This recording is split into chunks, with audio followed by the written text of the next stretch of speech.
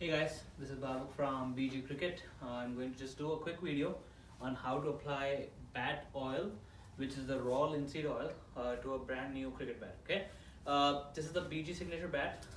Customer purchased this on the Black Friday, and we are in 2018.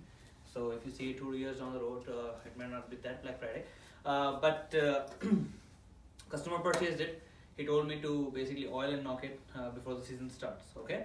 I've already done one round of oiling to this particular bat. Yesterday I did that, and I've left it for 24 hours, and I'll just bring closer to the camera to show you after the first round of oiling how the bat looks. So I don't see any level of oil on the surface or on the back of the bat. Okay, so basically what has happened is that the oil has dried off and oil has been soaked in by the willow. Okay, so I don't feel comfortable that the bat is ready to be knocked. I feel that's still a bit drier. So for this particular bat, I want to do one more round of oiling. Okay. Remember, guys, you buy the bat oil from us. There are many suppliers out there. Always buy raw linseed oil, not mustard oil. I've seen people using parachute oil, raw mustard oil, or any other oil. You don't use other oils on piece of willow. You do not soak in your bat. I've also heard people have soaked in the bats like this into a bucket of oil. Never ever do that. You should always just put slight coat of oiling, and if one is not enough, do one more round until you feel comfortable that the willow is has been moistured enough. Okay. What you do is you take a piece of rag. Any rag is fine. Everybody should have it in their home. Take oil. I prefer to just put the oil on piece of rag like that. Okay, so just a little bit of oil. So what the rag will do is rag will absorb majority of it. That way you avoid over oiling a cricket bat. Okay, there are many other ways to do it. Of course, I used to do it just by spreading the oil on the face of the bat and just spreading it with my finger. That's fine, but I feel that I can have a better control of oiling, especially in the second coat rather than first coat. First coat is fine because most of the times the willow will end up soaking it. Second coat, you have to be really cautious. You don't want to over oil the bat because that's going to basically take away the ping from the bat. Okay, let me bring closer to the camera. What you do is you take the piece of bat like this, that's the oil right there, and just go grain by grain like that. Okay, so from the toe all the way to the edge of the stickers. Remember, guys, so you can only oil a cricket bat where there is no stickers. Okay, do not try to oil the sticker. That's of no good. Okay, of course you will have some sort of oiling, a little bit of oiling on the stickers, but you can just wipe it off with a piece of cloth. So first you finish the face, then you go on the edges. Okay, and then you go on the edges again on that side. Okay, and basically then the back of the bat. Okay, so just make sure it's there and you can see the oil. It should be clearly visible. I'm just trying to make sure that, okay, because it's a customer's bat, it's not my bat. Otherwise I would have been doing it on the camera all the time.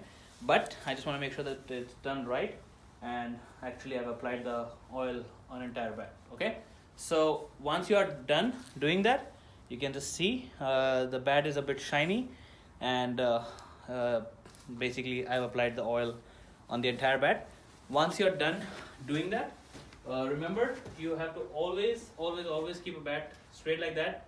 Okay, you can keep it on a chair, wherever you like, but straight like this, so that the oil can go inside of the willow. Okay, inside of the willow means in the willow, not on the surface.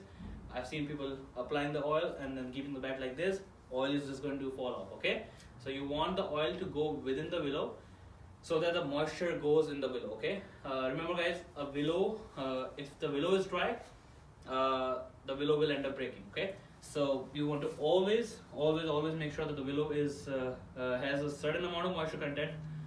It's, I think, 8%, something between 8 to 13%, something like that. I don't remember off the top of my head, but it has to have that certain amount of oil and moisture content. If it does not have that, it's going to end up drying, and you will end up damaging the bat. Okay, which does happen over the time after like 2-3 years. Okay, you can only have it's a natural piece of wood, so at some point it's going to break.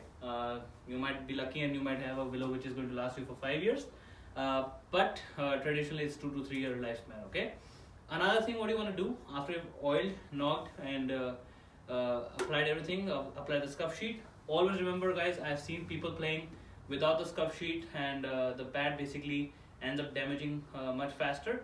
The reason is, there are two reasons. One, scuff sheet will basically help the impact of the ball on the bat.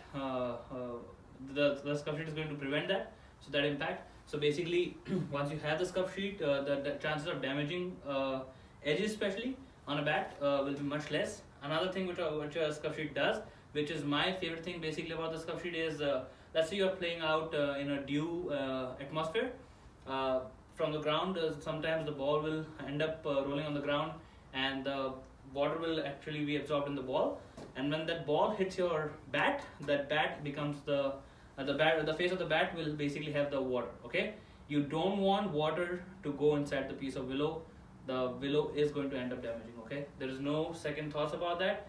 Always remember that you have to have bat's surface or bat's face, the playing area of the bat, covered with a scuff sheet, and that is most important thing to have a longer lifespan of the bat. Okay, that's it for this particular video.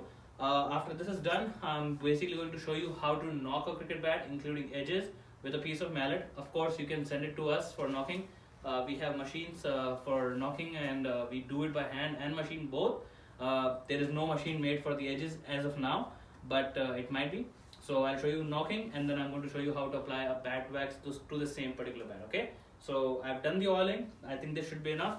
I'm going to leave it for 24 hours. So remember, you have to leave the bat for 24 to 36 hours so that the oil can dry up, and then most likely by the second round, it should be done. And then after the oiling is done, start knocking it. So we'll show you a quick video on how to do the knocking. Okay, cheers guys, this is Babak again from BG Cricket.